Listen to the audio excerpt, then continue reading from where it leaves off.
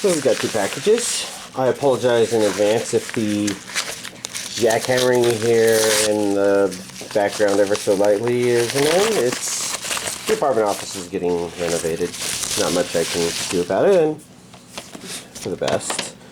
So the packaging, most of this came in is special. I'd show you more.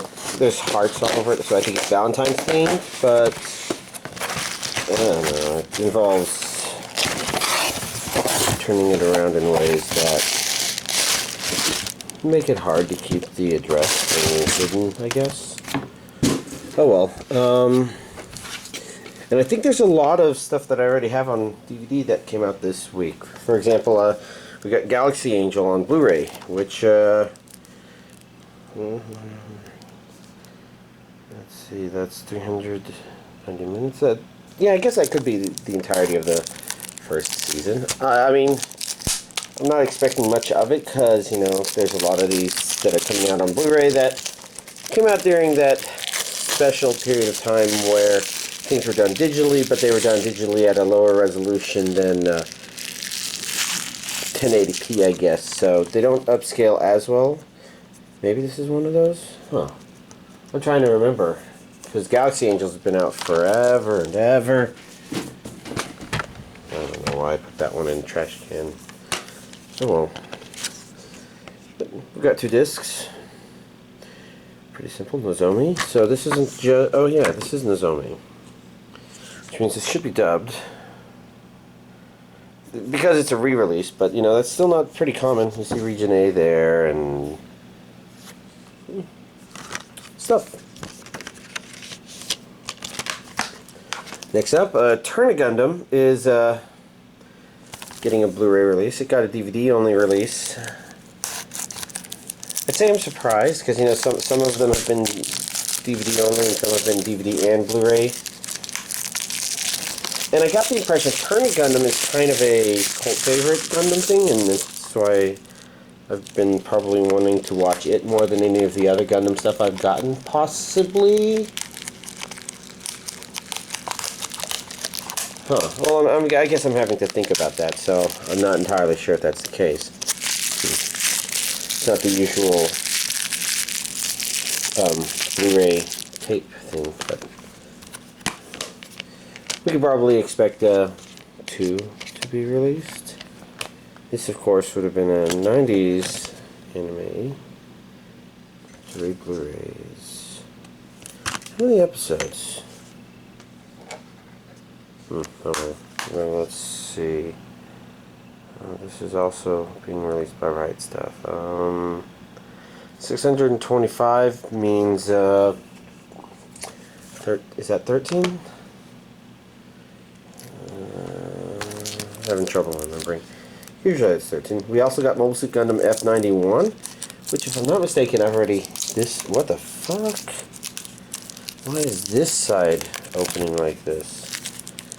I think I'm still going to do this because it's giving me a little resistance, but... well, yeah. More Gundam. This one is F91 on Blu-ray, and this one I do believe has been released on DVD for quite a long time.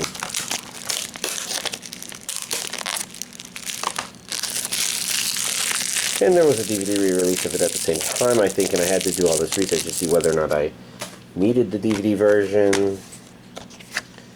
It should just be the 1 disc. That's as expected. Same artwork as the front.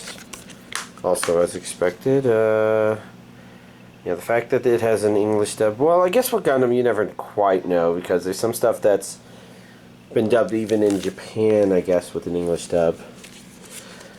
This has been a long time coming, and this is probably my highest priority next watch.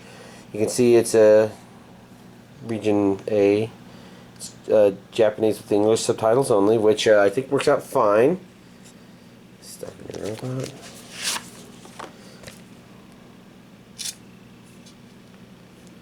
This gives me a kind of a sort of Where's Waldo. I think known in Europe as Where's Wally, possibly, or was that... I don't know where that was. But I just remember here in the States we're used to Waldo. But anyways, this one was actually licensed by Bandai, I think, a long time ago in a galaxy far, far away. And I'm trying to see anything. I can obviously see the word Nichijou, but stuff on the edge, I guess, that says a bit more. I don't know. It's a little dark in here. I see the Blu-ray symbol right there underneath Pinky. 3 Blu-ray discs, 4 DVD, probably. Looks pretty good.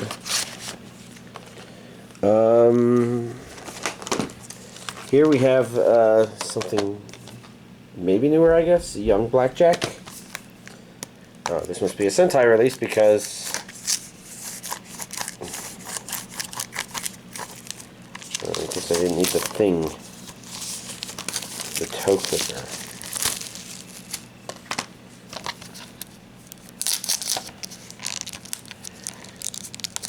And I'm not sure what to think about this, since, you know, Blackjack content comes in many interesting, weird, strange forms. You know, just many forms, I guess. Ouch. That kind of hurt something. So here we have the back, Japanese with English subtitles only, region A only. This DVD version is going to have 3 discs.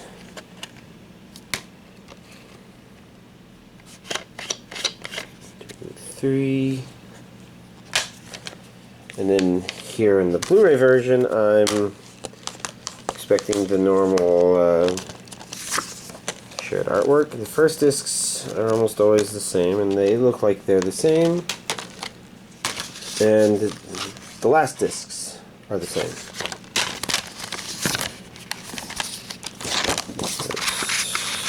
This in there like that.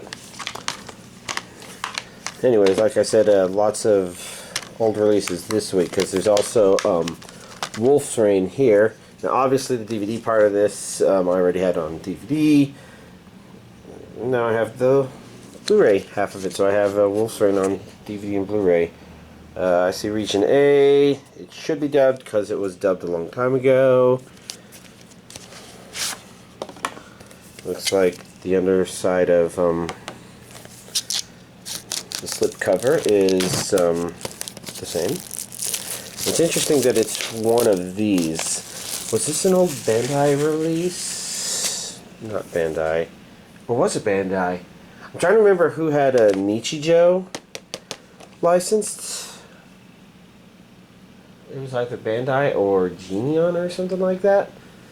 And it was one of 3 things that was like not released because of that. So we've got DVD 1, 2, 3, 4, 5.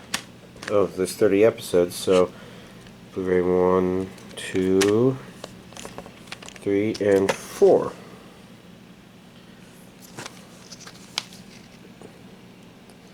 Some of the imagery from the DVDs I kind of recognize.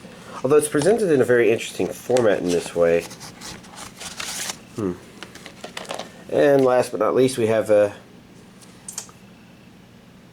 Well, okay, I'm not even going to try to pronounce it because I think I did it wrong last time. TV series DVD Part 2.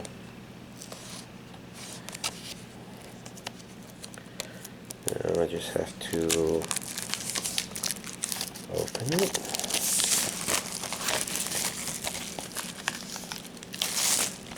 Baby to End the World. Okay. Before I get rid of this, let's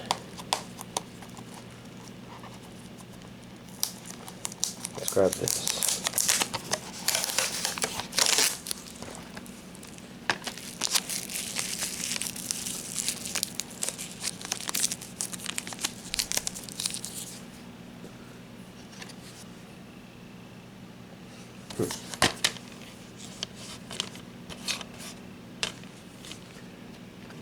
And the not as common, different disc art for the different DVDs.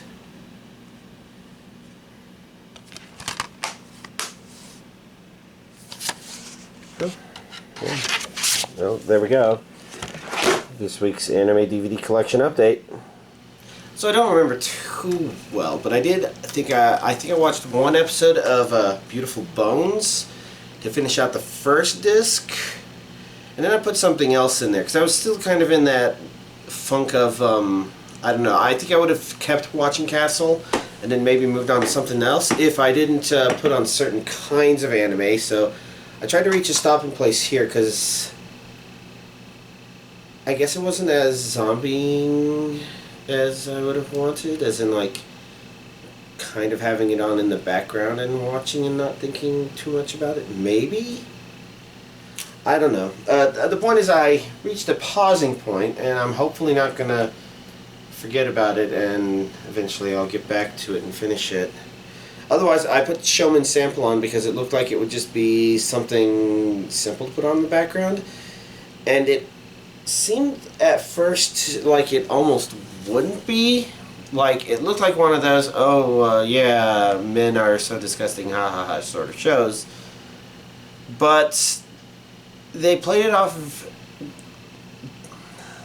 I guess I couldn't say they played it off very well so much as they introduced that element, but then they didn't use it anywhere as heavy-handed as a lot of other shows did. It's kind of there as a premise for certain characters' interaction with our main, but otherwise our characters here interacting with them are for the most part a lot better. Well, okay, obviously since the maid's on here, that's an exception, and I think they try to make her complicated, but at the same time, I don't know why they have to mess this up so much. It's like, I can't remember, my high school romantic comedy Snafu with Hachiman. Basically, that show is kind of a really good example of, you have a main character who's a guy who says mean things about people, and there's a girl who says mean things about people, but there's a big difference in what they say when they talk about people, and that he tends to observe an uncomfortable facet of reality, whereas she tends to make up bullshit that's just bullshit. It's like, oh no, you look like you're gonna rape me and something like that. It's like, that's not an uncomfortable observation of reality, that's just psychosis, I guess. And I can't help but feel like the maid here is kind of along those lines, where they want to make somebody with a sharp tongue, but they can only make them say stupid things that aren't really all that sharp, they're just mean, I guess. So, as much as I'm curious about her backstory, because they make it a little, they give lots of hints that it's complicated, at the same time they don't go into it, and I just didn't like her.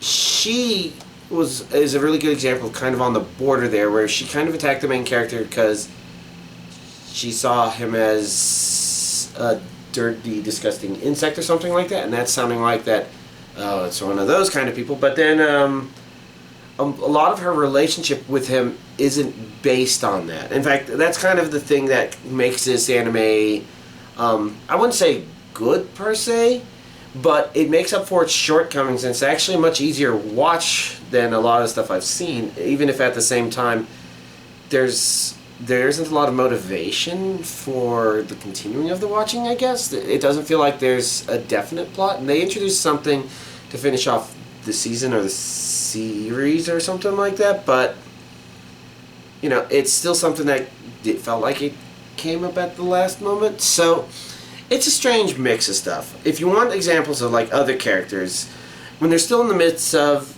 putting him in there and they introduce him as a commoner into this group, or into this classroom with all girls in it, because it's an all-girls school. She's in there, blonde-haired girl is in there, and she's actually rather considerate. Like, they have one of those things where they don't know what a cell phone is, and they're all kind of passing it around because the maid started that process. And that's the sort of thing where a lot of these shows that, that give these kind of signals when they begin, they would have the cell phone break.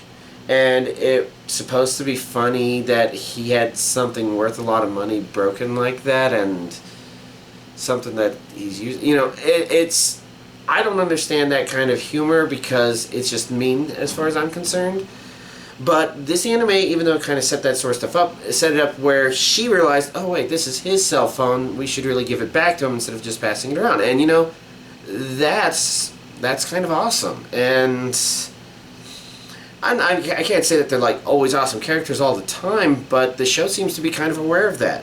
I liked Orange-Haired Girl because, you know, they set up these members of the harem, but it doesn't feel like they're there to serve tropes. It almost feels like they're also there to serve other purposes. Orange-Haired Girl does have ulterior motives, even though she does show some of those. Well, I don't know if ulterior motives is the right word. Because she does show that she has motivations, and it's not just, oh, well, I need to make sure that I'm the one who ends up with the guy in the end. You know, that's sort of there, but it's orthogonal to her goals as a person. I kind of Sword Girl's relationship to main characters as well. She's just kind of weird. I don't know that what she does, her purpose makes sense, and maybe it's kind of funny.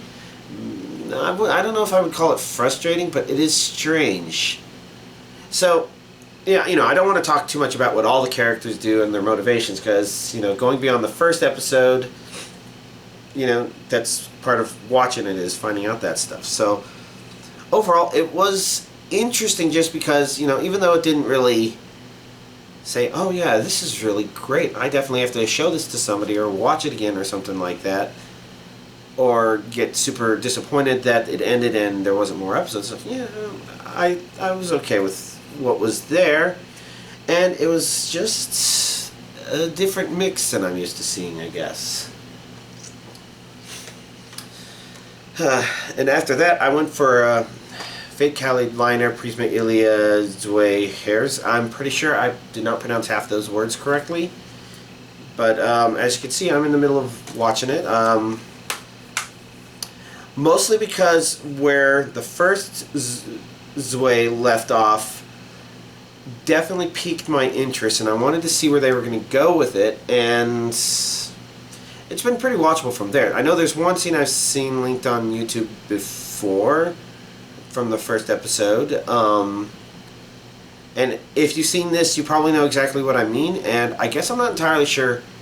Well, I guess I can kind of understand why it's there, but I guess it's not my thing per se, I guess. It's really hard to say, because I don't know how far in I am. Am I halfway through? Am I closer to the end of the first disc, so maybe about 3/4 of the way through? Or have I just been... No, I'm pretty sure I've seen a handful of episodes, so there's been at least a half dozen, I think. And it's not very action-y. I kind of remember Zwei beginning with actually some good action in the beginning and some good action near the end. So it kind of had an interesting flow to it. This one doesn't have that element going for it per se, but I also can't help but wonder if the two are supposed to kind of be one and it's supposed to be a different sort of flow. It's not your standard 4-part story structure where the third part is the characters are at their lowest. It's more like they're preparing to deal with something that's big. Potentially really big. And I've only gotten to the part where they've started actually addressing that, because otherwise everything else has been slice of life, and it's been okay. It's had its amusing parts. I don't know. One of those words. But I'm trying to think outside that if anything struck me as definitely super, and nothing for me storytelling wise, but it's definitely one of those higher quality animations that you might watch for different reasons. And I'm trying to think of good examples, but nothing's come to mind. Otherwise, Pokemon's of course been and continues to be the main focus. I guess what was I doing as of last week? Because I think I was maybe working on some Pokemon in the 3rd gen, and I think last week I reached a point where it's like, okay, I have more bottle caps in the 7th gen than I have missing Ivies and a candidate from the 3rd. Breeding in the 3rd is tricky compared to the 7th, so I'm just going to say, okay, I'm done, and transfer Pokemon up. And the goal was to complete one themed team. I don't remember if I've said the theme or not, so I guess I'm just not going to say it in case everybody wants to be surprised by it. Unless I've said it, in which case it won't be a surprise. But nobody's battled me anyway, so it doesn't matter. But as I was transferring up, I transferred up a total of 13 Pokemon, and maybe I said this last week, it sounds familiar. But my goal was to create a better battle tree team, because I think I've mentioned that in the 3rd gen I was breeding a Snorunt in order to make a Glalie, just because I want to play with Mega Glalie, which means I need the Mega Evolution Stone, which required 64 BP, and I might have needed a couple others for a couple of other items. And it's just like, if I'm going to be getting more BP and I'm transferring stuff from the older gens, I might as well make sure I transfer everything up that I need in order to breed an easier battle tree team. You know, people have given themes, but the Truant,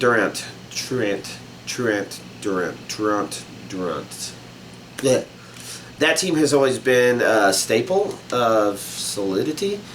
Now, I transferred all the Pokemon up, and it was fun because they came from 3rd, 4th, 5th, and 6th gen games. 6th gen game was just the Durants for breeding purposes, but I was able to breed all of them and train all of them up and give them some try in the battle tree. So some of the things that have definitely changed for it. Prankster. So the goal of the Durant strategy is this: you lead with a Pokemon that disrupts their lead Pokemon in a way such that Durant can successfully pull off entrainment and pass Truant to the enemy on his first try. Because if it's not on his first try, then he has to he's at risk of falling prey to his own truancy, I guess. Once you set that up, the opponent is only able to attack every other turn, so you take advantage of that with a 3rd Pokemon who is designed to boost its stats and just completely sweep the entire enemy team. So, of those 3 parts, I think there have been little things here and there that over time have made the strategy less guaranteed, but still really effective from my experience. The first is Dark-type Pokemon are now immune to moves that have been boosted in priority by Prankster. Prankster's been one of the best abilities out there for ensuring setup, because Whimsicott, I think, is one of the most popular examples, is the one I went with. And some really good examples is, first of all, you have a +1 speed priority taunt, which means that if your enemy is not using attacks for some reason, you're now forcing them to use attacks, and if their taunts are, even if they're faster than you, if they don't have the speed priority boost, you still get them before they get you.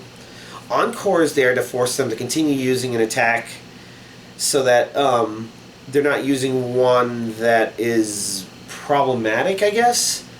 The problem being that your Truant Durant can still be faster and can still put Truancy on the enemy Pokemon, but they could use something like a U-turn or a Volt Switch after becoming Truant to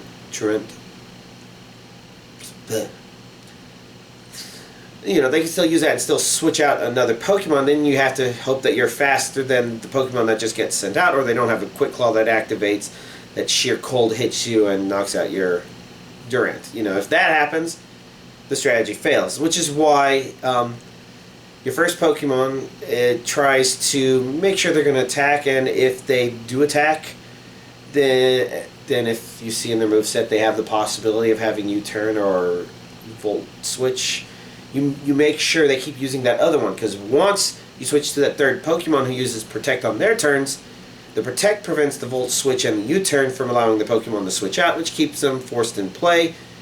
And Well, it doesn't keep them forced in play. It just keeps the computer having to decide to actually switch them out, which the computer never does.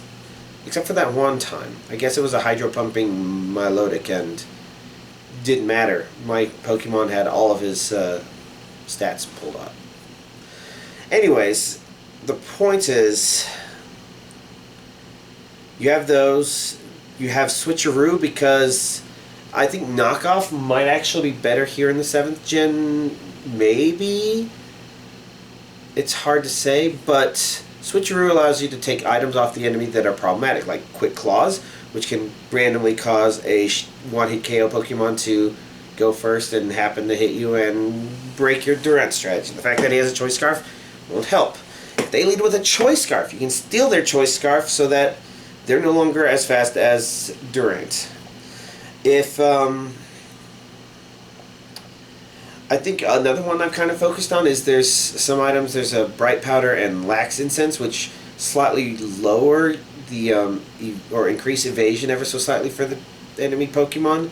I try to take those off of them as well, just to give Durant a good chance to pick it up. You know, or to hit with entrainment on that first try. You know, trying to leave as little chance as possible.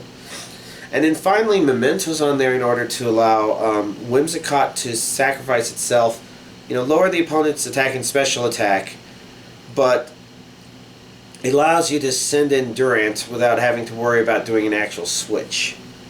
And so, the reason that it doesn't work so much anymore is because Dark is immune to these prankster abilities, so that pretty much means you need well, I guess it really depends, but Whimsicott isn't able to disrupt them as much. Now, I haven't run into any yet that would be an actual problem for Durant, because they don't have, they haven't had Protect, they haven't done this or that or whatever.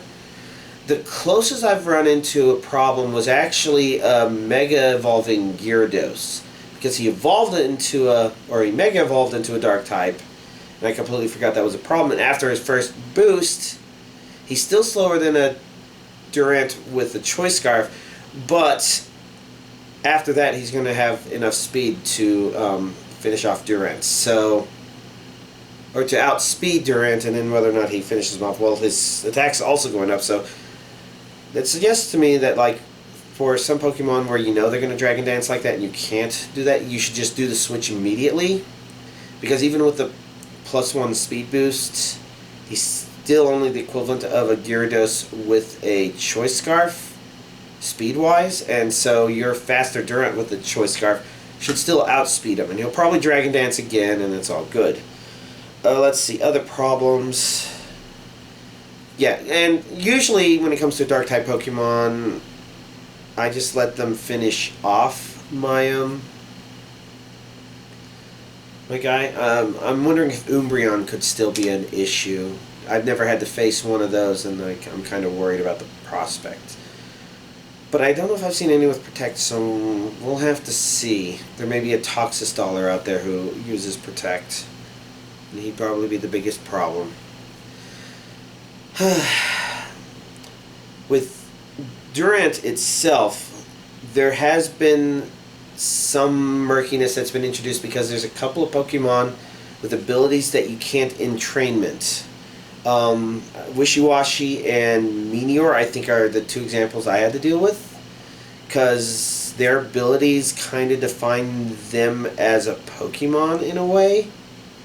Because, right, Shields Down is what causes Meteor to switch between the forms, which is why you can't get rid of it, and Schooling is what allows Wishiwashi to switch between the forms, so that's why that doesn't go away. So there's a couple other Pokemon like that, and I'm actually really glad that Kangaskhan isn't one of those Pokemon, which is really funny because you take Parental Bond and you turn it into Truant, and it kind of, you know, gives this mental image of Durant corrupting Kangaskhan's baby, which is what is dragging her down, and it sounds like a horrible thing to do to a Pokemon that kind of feels like a single mother, especially in that sort of situation, or something like that, and it's just like weird. Yeah, and then the other problem is there's stuff that hit through Substitute and Protect now that I don't know if they always have. I'm trying to remember, because now Roar is an issue. I don't know if it was before, but I know it is now, because Roar can go through Protect, which means you have to, as part of in training the enemy, you have to make sure all both the Whimsicott and the Durant faint, so that when your setup Pokemon is out, it has a chance to actually set up. And then there's sounds that actually go through substitutes, and usually you put up a substitute to protect from most things out there, but you can't protect from sound. And so that basically means that there's one Pokemon I've never remembered being fun to face in the battle tower, tree, whatever. Why can't I remember that fucker's name? He's that ice water walrus. Not from the first gen, but from the third gen. Yeah, he's a dick. Hate him. He ran a perfectly good streak last night, and I just kind of realized there was absolutely nothing I could possibly do about him. Because even if I use a strategy of somehow using my Durant to get truancy on him, it doesn't change the fact that I can't kill him in enough turns that he won't wake up and use rest, which means I need a shit ton of PP. Unfortunately, that doesn't work because he has Snore. Snore is a sound-based attack which hits through Substitute and doesn't hit the Substitute itself, so it didn't matter. I mean, I guess the only way to protect against that would actually be to be a Ghost type.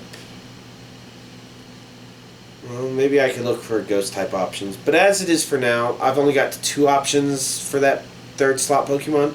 One of them is I went with a Lepaberry Drapion, just because the Lepaberry makes sure he has enough Protect to pull off the full array of acupressure, but it still requires 21 acupressures just to be sure. Unless you happen to not have certain stats max and you're like, well, it's okay, I don't need special attack. You know, if you run into that situation, fine. But the problem I was running into with him was the suggested move I liked, Knockoff, doesn't handle Umbreon very well at all, because Umbreon is resistant to Knockoff, and it is only effective when you knock it off the first time. So I've been playing with Cloyster, and Cloyster's actually pretty good. Using Shell Smash does have the risk of it where Cloyster doesn't have much of its defenses remaining, but because its physical defense is through the roof, it still seems to not take too much physical damage if somebody manages to get through, I guess. And with that one, you can use the Icicle... I don't remember what it is. It hits 2 to 5 times, and Icicle Spear, maybe? And the advantage of that is with Skill Link it hits 5 times, so it's about the same as a Power 125 Ice attack, but it hits 5 times, so it means it hits through things like Sturdy and Focus Ashes, so you don't care about those, especially if you're Whimsicott switcheroo to put it on the opponent. You didn't care. You were going to Icicle Spear them, anyways. They were going to go down. It also means that if they have whatever that berry that reduces ice damage if you're weak to it, it only will affect the first attack, so subsequent attacks will not be as affected by that. It also means that there's increased chances of critical hits every now and then, just because there's so many more attacks going through. But at the same time, it means when you do get a critical hit, it doesn't apply to all 100% of the damage, but only to the one hit of 5 that did it. So, you know, it's a mix. And like I said, it's harder to pull off in this generation than in previous ones, because I think they've been intentionally dumbing stuff down, and I'm wondering if this exact strategy is the reason why, or if there really is balancing issues going on. But overall, it has made the battle tree a lot less stressful. Like, with the Mega Kangaskhan strategy, I had to worry about whether or not I was selecting the right attack that would actually give a chance of one-hit KOing the Pokemon. And if that didn't work, then I had to go to a Toxistalling cycling strategy. And that meant that most of the time I was guaranteed to go real slow. Now, the Truant Durant is kind of slow to set up, but with the shell smashing, it's not that slow. And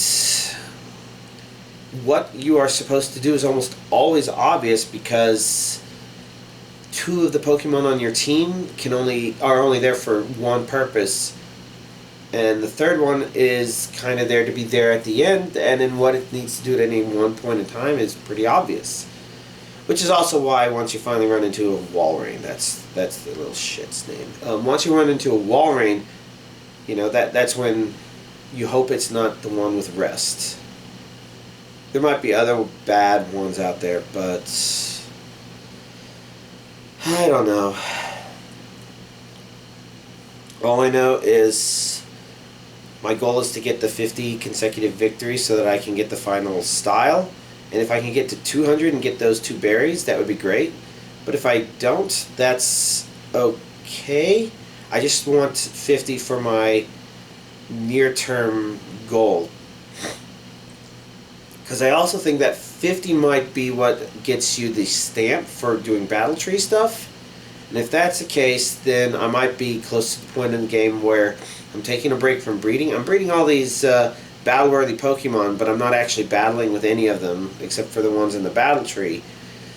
So if that's the case, then maybe it means I should just finish up mopping the other things. Level up Festival Plaza to 100. Fully level up the camera. I'm not sure what other ones there are, but you know, it sounds like a good goal to kind of aim for. And of course, at some point, I'm gonna be done with that goal and going back to breeding battle-worthy Pokemon, just because it's fun and they need to be powerful. And I might start making living Pokédex in Pokemon Bank, just because, you know, I think a lot of people have done that. I'll have to decide.